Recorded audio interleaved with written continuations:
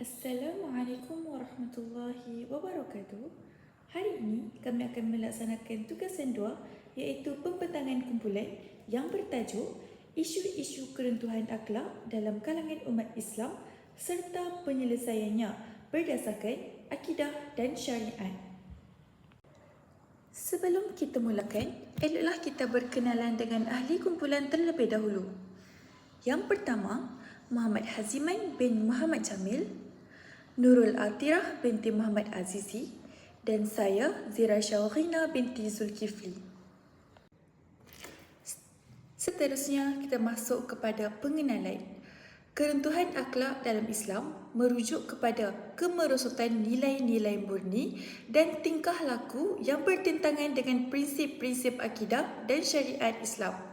Fenomena ini bukan sahaja melibatkan individu tetapi juga masyarakat secara keseluruhan di mana nilai-nilai keislaman seperti kejujuran, amanah dan kesopanan semakin terhakis. Kebelakangan ini, pengaruh budaya asing terutamanya dari barat telah menyumbang kepada perubahan gaya hidup dan pemikiran umat Islam sehingga ada yang terjerumus ke dalam gejala sosial yang bertentangan dengan identiti sebagai seorang Muslim sejati. Seterusnya, kita masuk kepada isu yang pertama iaitu kepercayaan karut. Antara contoh kepercayaan karut adalah yang pertama, bomoh dan ritual. Ada yang datang berjumpa dengan bomoh untuk mendapatkan jampi, air penawar atau ritual tertentu untuk menyelesaikan masalah peribadi seperti percintaan, kewangan dan kesihatan. Masyarakat pada zaman dahulu terkenal dengan penggunaan bomoh. Mereka menggunakan bomoh untuk menarik minat seseorang yang tidak menyukai mereka. Antara cara-cara untuk membuat orang menyukai mereka adalah dengan menggunakan minyak dagu atau nasi kangkang. Seterusnya adalah tangkal dan azimat.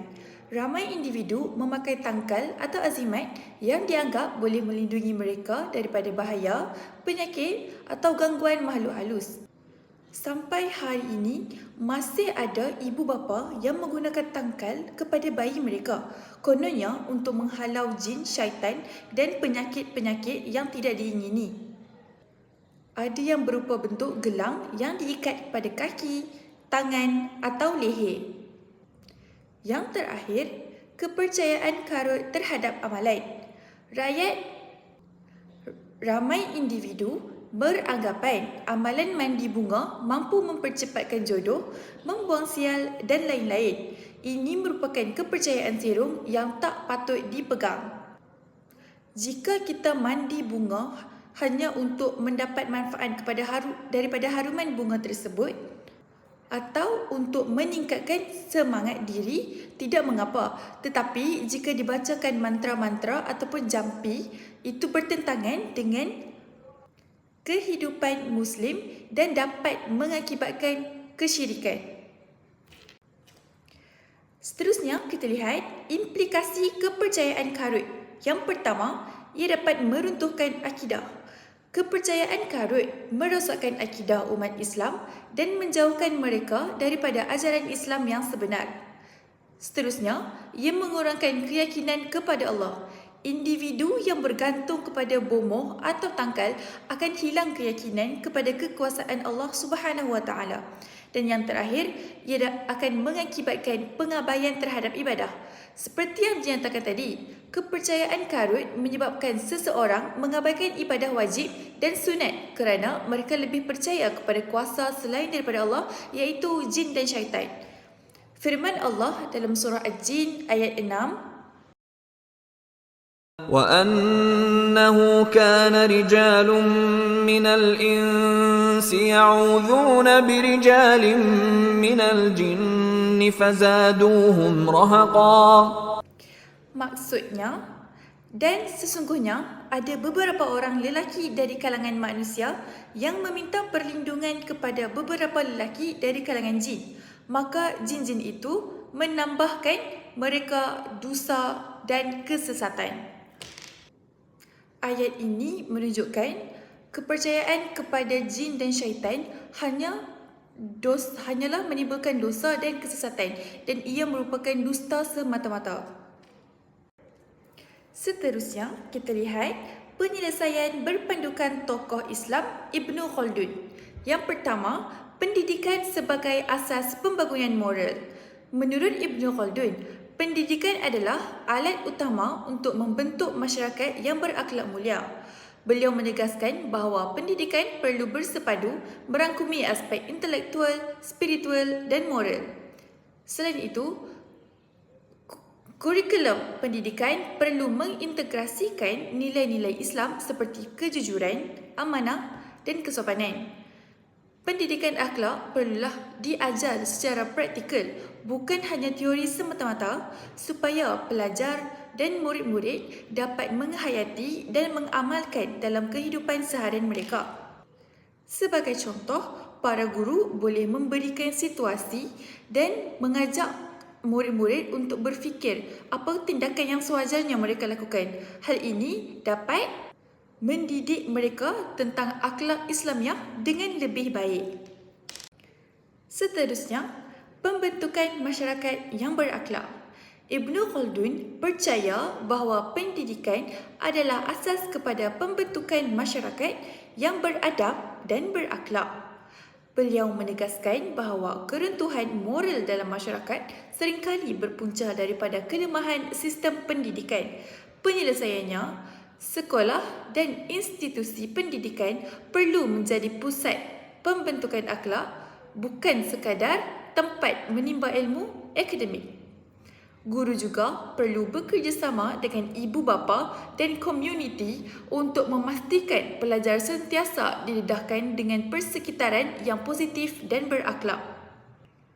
Sebagai contoh, ketika perjumpaan guru kelas dan ibu bapa, guru-guru kelas boleh mengajar ibu bapa untuk menyediakan persekitaran yang positif kepada anak-anak untuk mereka ikuti, kerana anak-anak ibarat kain putih dan ibu bapa lah yang mencorakkannya, dan didikan dari rumah lebih berkesan daripada didikan di sekolah. Yang terakhir, peranan guru sebagai qudwah hasanah. Ibn Khaldun menekankan bahawa guru memainkan peranan penting dalam membentuk syahsiah dan akhlak pelajar. Guru bukan sekadar menyampai ilmu, tetapi juga sebagai model ataupun contoh teladan qudwah hasanah yang perlu dicontohi oleh pelajar. Antaranya, guru perlu mengamalkan nilai-nilai Islam dalam kehidupan seharian seperti menunaikan solat, berzikir dan berakhlak baik supaya pelajar dapat mencontohi mereka. Guru juga perlu menunjukkan akhlak yang mulia dalam setiap tindakan dan percakapan mereka. Contohnya, guru yang jujur, sabar, adil akan menjadi inspirasi kepada pelajar. Kanak-kanak dan remaja, mereka sering mengikuti perbuatan orang di sekeliling mereka, dan apabila mereka meminati seorang, mereka akan mengikuti tingkah laku yang ditunjukkan oleh seseorang tersebut. Jika tingkah laku yang diikut adalah baik, maka baik jugalah perlakuan mereka. Baiklah, seterusnya kita terus kepada isu yang kedua, lemah pegangan tauhid. Sebelum meneliti dengan lebih lanjut, marilah kita ketahui terlebih dahulu apa itu definisi akidah dan definisi tauhid. Definisi akidah merupakan keyakinan yang teguh dalam hati mengenai keesaan Allah, kenabian Rasulullah SAW dan kebenaran ajaran Islam. Akidah yang sahih dapat memberikan kesan positif terhadap kehidupan keluarga dan melahirkan ketenangan, kerukunan dan ketenteraman hidup. Seterusnya, marilah kita meneliti definisi tauhid. Tauhid ialah ilmu yang memantapkan kepercayaan beragama dan menyumbang kepada ketetapan keyakinan, hasil dari dalil yang dibuktikan yang benar-benar meyakinkan. Ilmu tauhid lebih tertumpu kepada skop mencerita dan membahaskan keesaan Allah Subhanahu Wa Taala. Dan ilmu tauhid ini terbagi kepada 3. Yang pertama, tauhid rububiyah, mengakui Allah sebagai satu-satunya pencipta dan pengatur alam. Yang kedua, tauhid uluhiyah, beribadah hanya kepada Allah tanpa menyekutukannya. Yang ketiga, tauhid asma wa sifat, beriman dengan nama-nama dan sifat Allah sebagaimana yang disebut dalam Al-Quran dan hadis. Baiklah, bagi punca pengaruh budaya luar yang bertentangan dengan nilai Islam, budaya barat yang mempromosikan minuman keras, pergaulan bebas, pornografi dan perjudian dijadikan perkara biasa. Media dan hiburan global mempersembahkan maksiat sebagai trend moden, menjadikan umat Islam keliru antara hak dan batil. Punca yang kedua pula, kurangnya pemahaman mendalam terhadap rukun iman dan ajaran Islam. Ramai yang sekadar tahu secara asas tetapi tidak memahami maksud dan implikasinya dalam kehidupan harian. Pendidikan agama lebih bersifat hafalan berbanding pemahaman dan penghayatan. Ramai yang lebih menitik beratkan kejayaan dunia seperti kejayaan dan harta sehingga mengabaikan kepentingan memperdalamkan ilmu agama. Punca kelemahan pegangan tauhid yang ketiga ialah sikap sambil lewa dalam menuntut ilmu agama. Hal ini dikatakan kerana ramai manusia yang sibuk mengejar dunia sehingga mengabaikan ilmu yang memperkukuhkan akidah, bergantung pada maklumat media sosial tanpa merujuk sumber yang sahih. Ramai yang lebih rela menghabiskan masa berjam-jam menonton filem atau bermain game daripada membaca Al-Quran atau menghadiri majlis ilmu. Kemudian, kita terus kepada kesan kelemahan pegangan tauhid kepada kehidupan seharian. Yang pertama, kehilangan jati diri sebagai Muslim. Ini kerana Muslim yang tidak kukuh akidahnya mudah terikut-ikut dengan gaya hidup barat yang jelas bertentangan dengan agama Islam. Ia lebih bangga meniru budaya luar berbanding mengekalkan identiti Islam. Dan yang kedua, mudah terpengaruh dengan ideologi sesat. Ini kerana terjebak dengan pemikiran songsang seperti sekularisme, pluralisme agama dan ateisme. Hal ini kerana mereka menolak ajaran Islam yang dianggap kuno dan tidak relevan dengan zaman moden, dan malah menyebabkan ia merasakan agama Islam sebagai agama yang membebankan.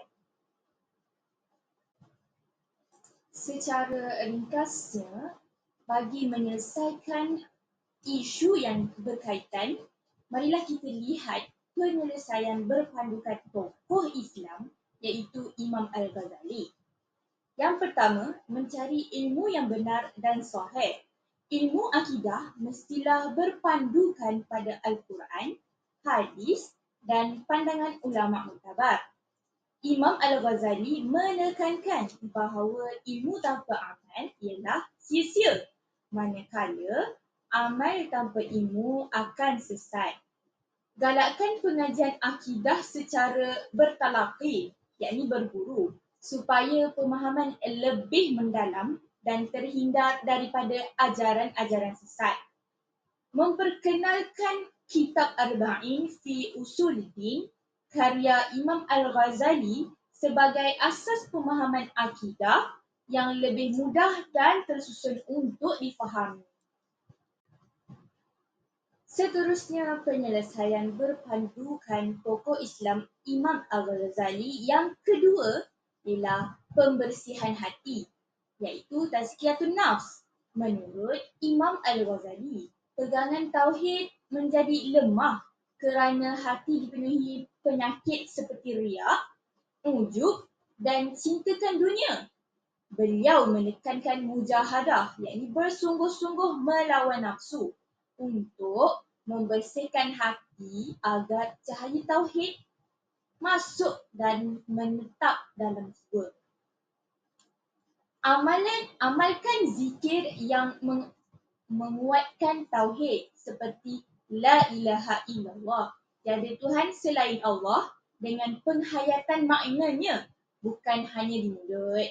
Maksudnya bukan hanya sekadar lafaz tetapi penghayatan lebih penting. Dan yang terakhir, perbanyakkan muhasabah diri setiap hari agar menyedari kelemahan diri dan memperbaiki hubungan dengan Allah, bukan hanya sekadar mengejar dunia semata-mata. Okey, seterusnya kita lihat pula kepada isu yang ketiga, iaitu pengabaian ibadah. Sebelum kita lihat kepada isu pengabaian ibadat ni, kita tengok dulu kepada definisi ibadat tersebut. Iaitu ibadat ni adalah sebutan yang mencakup seluruh apa yang dicintai dan diridai oleh Allah Azza wa Jal, baik berupa ucapan ataupun perbuatan, yang zahir maupun yang batin. Ibadat ni terbahagi menjadi ibadat hati, ibadat lisan dan anggota badan. Rasa khauf iaitu rasa takut, rojak rasa mengharap, mahabbah itu rasa cinta, dan tawakal rasa ketergantungan kita kepada Allah Subhanahu Wa Taala, dan rahbah adalah ibadat qalbiyah yang berkaitan dengan hati. Sedangkan tasbih, tahlil, tahmid dan takbir ini adalah ibadat lisaniyah qalbiyah, iaitu ibadat melalui lisan dan melalui hati. Dan sedangkan solat, zakat, haji dan jihad adalah ibadat badaniyah qalbiyah, iaitu ibadat yang menggunakan fizikal dan hati. Serta banyak lagi lah macam-macam ibadat yang berkaitan dengan amalan hati, lisan dan badan ini. Ibadat inilah yang menjadi tujuan penciptaan manusia. Allah berfirman dalam surah Az-Zariyat ayat 56 sehingga ayat 58, A'udzu billahi minasyaitonir rajim. Wa ma khalaqatul jinna wal insa illa liya'budun. Ma uridu minhum min rizqin wa ma uridu an yut'imun. Innallaha huwar razzaqu dzul quwwatil matin. Maksudnya, dan aku tidak menciptakan jin dan manusia melainkan supaya mereka ni beribadah kepadaku. Aku tidak mengkehendaki rezeki sedikit pun dari mereka, dan aku tidak menghendaki supaya mereka memberi makan kepadaku. Sesungguhnya Allah dialah Maha Pemberi rezeki yang mempunyai kekuatan lagi sangat kukuh. Seterusnya kita lihat pula kepada punca macam mana boleh terjadinya pengabaian ibadat ni. Yang pertama, kita tengok dulu kepada pengaruh rakan sebaya. Sebagai manusia ni, kita sering dipengaruhi oleh rakan sebaya dan persekitaran sosial kita. Jika seorang tu dia berada dalam kelompok yang tidak mengutamakan ibadat, mereka ni lebih cenderung untuk turut terpengaruh akan perkara yang negatif tersebut lah. Jadi rakan-rakan yang lebih mengutamakan hiburan, rakan-rakan yang utamakan duniawi dan kebebasan, sering mengajak mereka untuk mengabaikan amalan agama, yang akhirnya mengarah kepada pengabaian ibadat mereka sendiri. Yang kedua pula, kita tengok kurangnya kesedaran agama, iaitu generasi muda hari ini terdedah kepada pengaruh budaya luar, khususnya budaya barat, yang semakin meresap dalam kehidupan harian mereka ni. Contoh kita tengok sekarang, media massa yang berleluasa berkaitan banyak perkara negatif dalam aplikasi tersebut. Sebagai contoh, gaya hidup materialistik dan mengutamakan kejayaan duniawi lebih sering ditekankan berbanding kepentingan agama. Dalam keadaan ini, nilai-nilai agama termasuk amalan ibadat semakin dilihat sebagai sesuatu yang kurang penting bagi mereka. Selain pengaruh budaya luar, kurangnya pendidikan agama yang kukuh juga menjadi faktor yang utama dalam setengah keluarga, dan institusi pendidikan penekanan terhadap ilmu agama tidak diberi perhatian secukupnya. Generasi muda yang kurang pendedahan tentang kewajipan agama ni, dia lebih cenderung untuk nak abaikan ibadat seperti solat, puasa dan semua kewajipan yang kita dituntut ni lah. Jadi yang ketiga kita tengok pula kepada tekanan hidup dan cabaran ekonomi. Di tengah-tengah kesulitan ekonomi yang dialami oleh banyak keluarga sekarang, terutamanya di negara-negara yang sedang membangun, kebanyakan orang terpaksa bekerja lebih keras untuk memenuhi keperluan hidup mereka. Jadi tuntutan ekonomi ni menyebabkan mereka ni terpaksalah nak korbankan masa untuk buat kerja dan sampai kena tinggal solat, tinggal baca Al-Quran, tinggal semua amal ibadat demi untuk kerja. Hal ini berlaku lebih-lebih lagi apabila seorang tu terlibat dalam pekerjaan yang memerlukan mereka ni bekerja lama dan tidak mempunyai flexibility waktu. Maksud kata di sini, mereka ni perlu bekerja dengan jangka masa yang panjang tanpa ada rehat. So, jadi mereka ni susah untuk buat amal ibadat tersebut. Dan yang terakhir kita tengok kesibukan kehidupan moden. Dalam dunia yang serba pantas ni, ramai di kalangan kita terjebak dengan tuntutan kerja, pendidikan dan kehidupan sosial yang sangat padat. Kebanyakan waktu siaran kita ni digunakan untuk menyelesaikan tugas dan memenuhi komitmen profesional. Ini menyebabkan kita ni sering mempunyai masa yang cukup untuk melaksanakan kita tidak mempunyai masa yang cukup untuk melaksanakan ibadat. Jadi oleh itu banyak individu yang terlepas waktu ibadat mereka ni dan tanpa sengaja mereka ni mengabaikan sama sekali semua amal ibadat yang patut lakukan.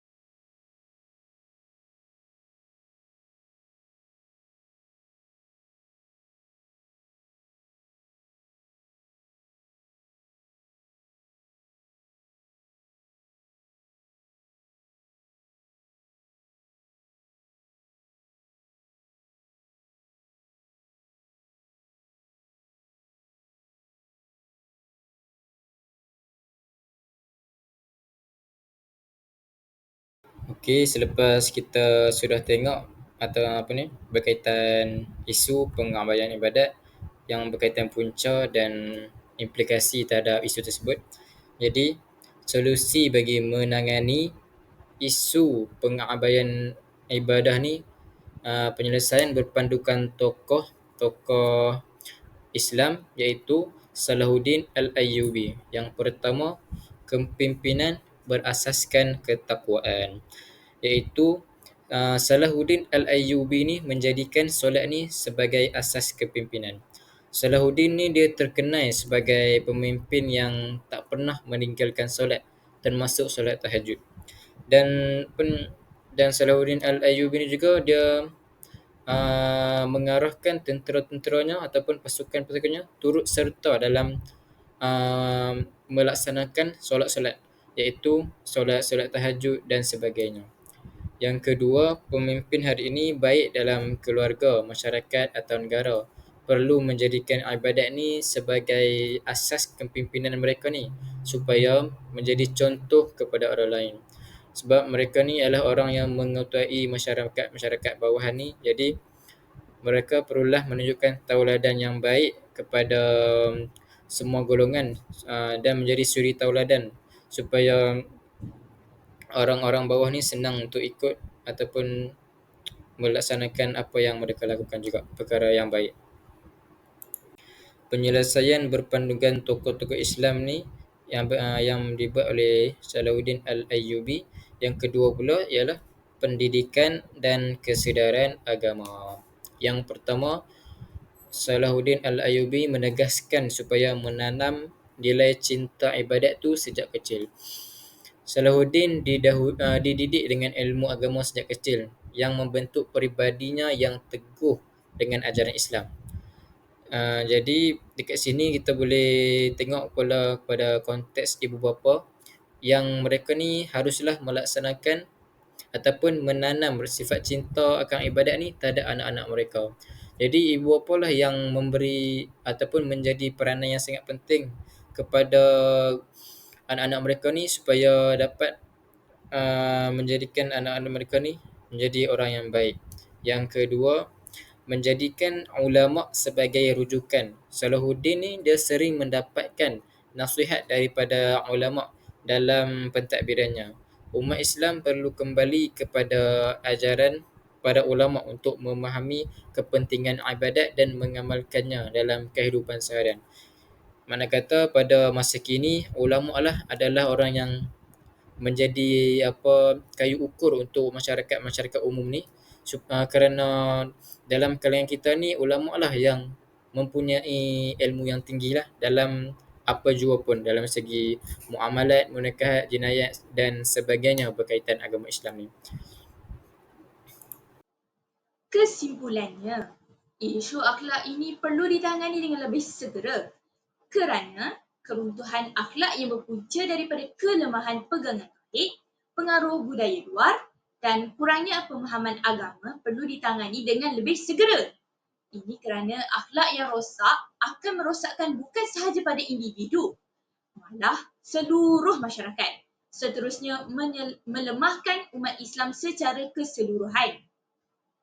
Hal ini kerana pencegahan lebih baik bermula daripada proses pemulihan.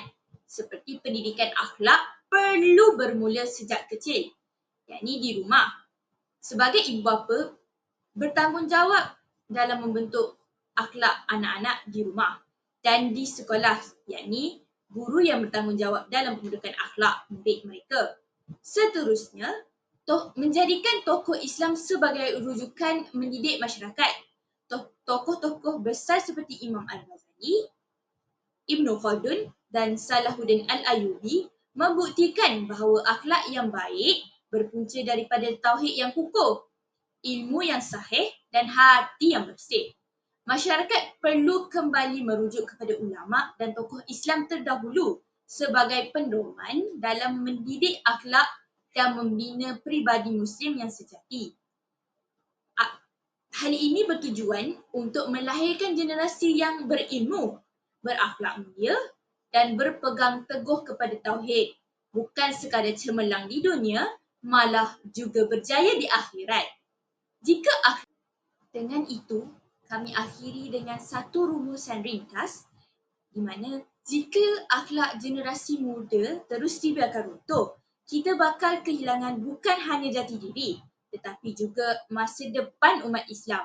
Oleh itu, pembentukan akhlak bermula hari ini dan semua pihak mesti bersatu padu dalam memperbaikinya dengan berpandukan ajaran Islam dan tokoh-tokoh hebat sebagai inspirasi. Wabillahi taufiq wal hidayah. Wassalamualaikum warahmatullahi wabarakatuh.